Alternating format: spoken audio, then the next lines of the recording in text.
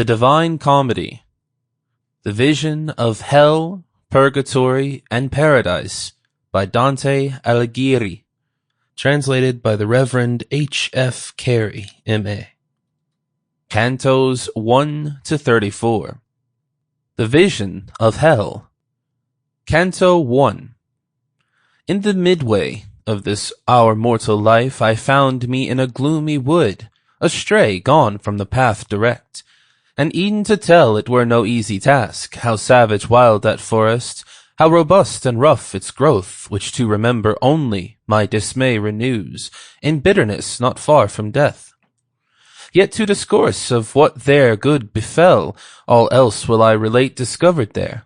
How first I entered it, I scarce can say, such sleepy dullness in that instant weighed my senses down, when the true path I left. But when a mountain's foot I reached where closed the valley that had pierced my heart with dread, I looked aloft and saw his shoulders broad, already vested with the planet's beam, who leads all wanderers safe through every way.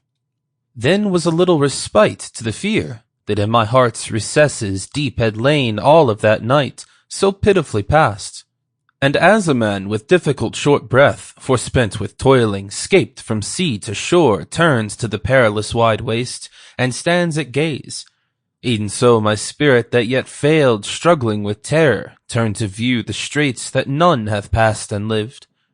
My weary frame, after short pause, recomforted, again I journeyed on over that lonely steep. The hinder foot still firmer. Scarce the ascent began when lo, a panther, nimble, light, and covered with a speckled skin appeared, nor when it saw me vanished, rather strove to check my onward going, that ofttimes with purpose to retrace my steps I turned. The hour was morning's prime, and on his way aloft the sun ascended with those stars, that with him rose when love divine first moved those its fair works. So that with joyous hope all things conspired to fill me, the gay skin of that swift animal, the matin dawn in the sweet season.